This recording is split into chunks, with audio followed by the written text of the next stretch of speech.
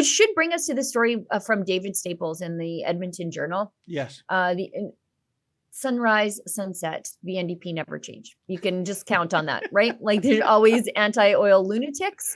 And they think we're stupid enough to just be hard of remembering, that we don't remember the things that they said and did literally in writing. Like they tell you what they're going to do, and then they decide that they're going to run for politics. And they're like, no, that definitely wasn't me. I changed my mind 45 seconds ago. Now I'm pro-oil because I'm running in Alberta. And so that's what happened here. David Staples, by the way, great journalist with the Edmonton Journal. One of the few left there that are sort of, I wouldn't call him a conservative, but he is a man with an open mind, and he's very pro-oil and gas, which is as good as it gets. So he said the NDP's star candidate, a man in Calgary, Elbow, is Samir Kayandi. He said that hydrocarbons must go away. Oh. So phasing out oil and gas, like hydrocarbons, that's the basis of all life on Earth, by the way. But he's like, no, bad. They're dirty. Get rid of them. So that was just 2 years ago. He worked for, I forget who he worked for, but anyways, now he's a star candidate for the NDP. And he said, and he wrote this in an April 2021 opinion column for the CBC. There's no alternative, he wrote. It's just too polluting.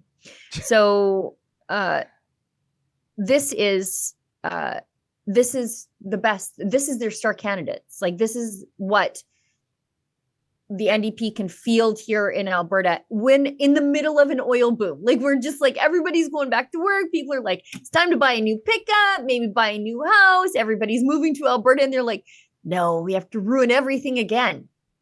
So wait a minute. He's still sticking to denouncing hydrocarbons, Sheila?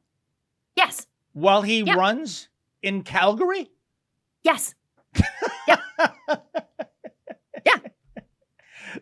He's against Keystone XL. He, well, of course, naturally, he's against hydrocarbons, like hydrocarbons.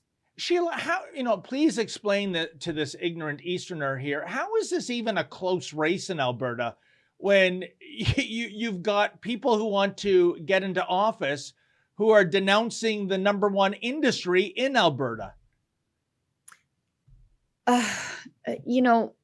This is all he said. I'll show you this. This is what,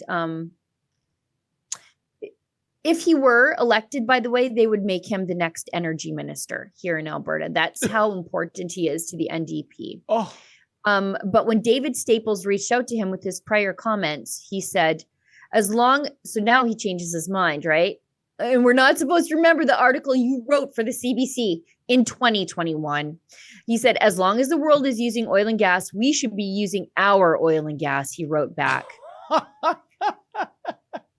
An NDP government will work with the oil and gas sector to support all forms of energy to reduce emissions in order to ensure long-term viability of the industry and continue to create good paying jobs. So long-term viability of the oil and gas industry is what he's saying now.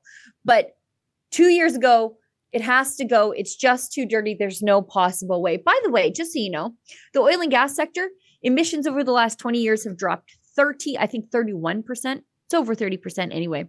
That's a pretty successful efficiency rate. I would love to see another industry be able to be 1/3 more effective in that short amount of time in the middle of increasing demand for it. Yes.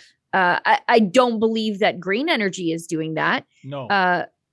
But they never trumpet those sort of success stories because it's dirty. It's dirty. We don't want to talk about it. Those kids dying in the Congo, getting your rare earth minerals, that's fine because it's happening over there. We can't talk about that.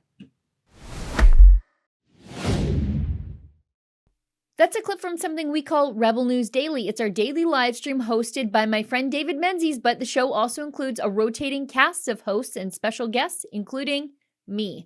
It's a great way for us to talk about the news of the day as the news is happening in an unscripted fashion, and it's an awesome way for you to interact with us as well. We stream every weekday, 1 p.m. Eastern, 11 a.m. Mountain, wherever you find Rebel News. See you there.